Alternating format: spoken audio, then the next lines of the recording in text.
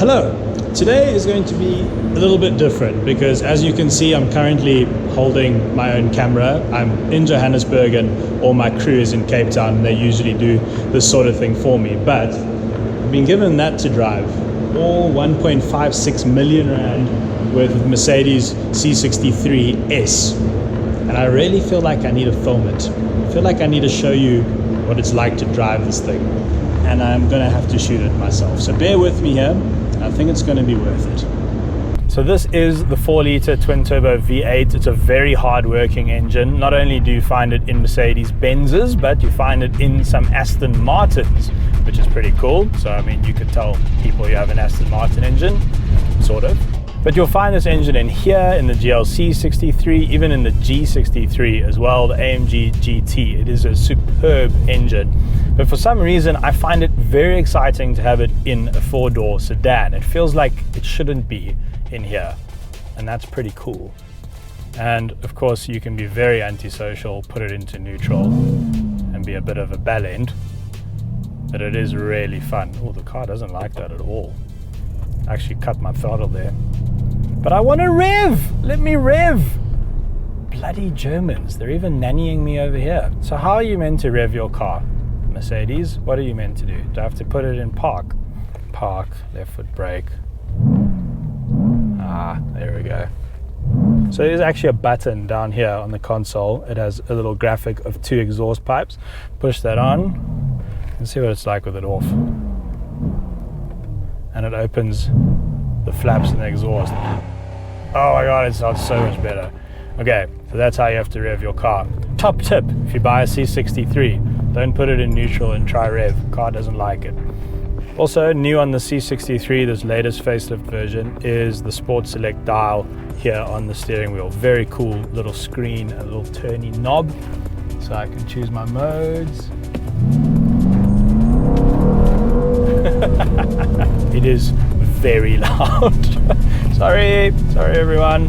You know, when the world has gone electric, noises like that are going to be missed. In fact, I have a feeling cars like this are going to hold their value because of noises like that.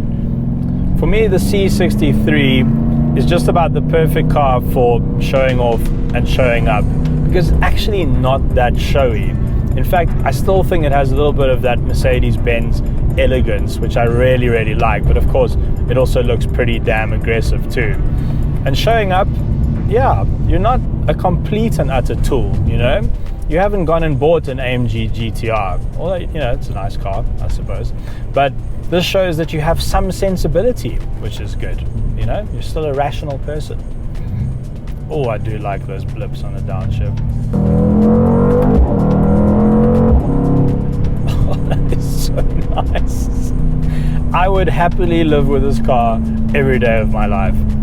It's so nice to have that much power and that much torque under your right foot all the time, and every time you go near the throttle you get that V8 noise. It's so rewarding. That is what you want from a performance car, and I'm sorry to say it, but you do not get it from a BMW. I've just driven the X3M, which has the new M3 motor in it, although BMW won't say that, but it's true. And it also has an active exhaust, and yes, it sounds really good, and that straight 6 sound is very unique. And the noise you get from the new V6 in the Audi, the RS5, the 2.9, that's also a very nice noise, very unique, sort of a bit more high-pitched. But for me, this is where it's at. And I don't know if it's just because I grew up with a Ford Mustang in the house and I kind of have that V8 wobble stuck somewhere deep in my consciousness. This is the noise I'd like to live with every day of my life. No traction. This thing is mental. But so much fun. For me, this is probably the AMG to have. Maybe this or the coupe, but weirdly enough, if you want the coupe, they charge you 60 grand more and take 2 doors away, which I've never really understood.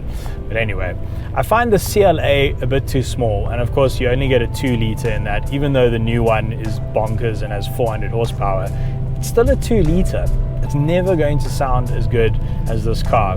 The E63 is very nice. I wouldn't mind that. I find it a little bit too large, if I'm honest. And then of course you have the other AMG sports cars, all very, very nice. But this This for me is the sweet spot. It's about the right size. So not only can it absolutely storm the Autobahn or your highway or whatever it is, but it also feels agile, and that's really, really nice. It feels like you can throw this thing around, and I really appreciate that about it. Did you know that we also sell really awesome car-themed merchandise? Check out our range of custom t-shirts and prints at our online store now. Simply click on the square box on your screen and we'll take you there, or the link is in the description below. Thanks for watching.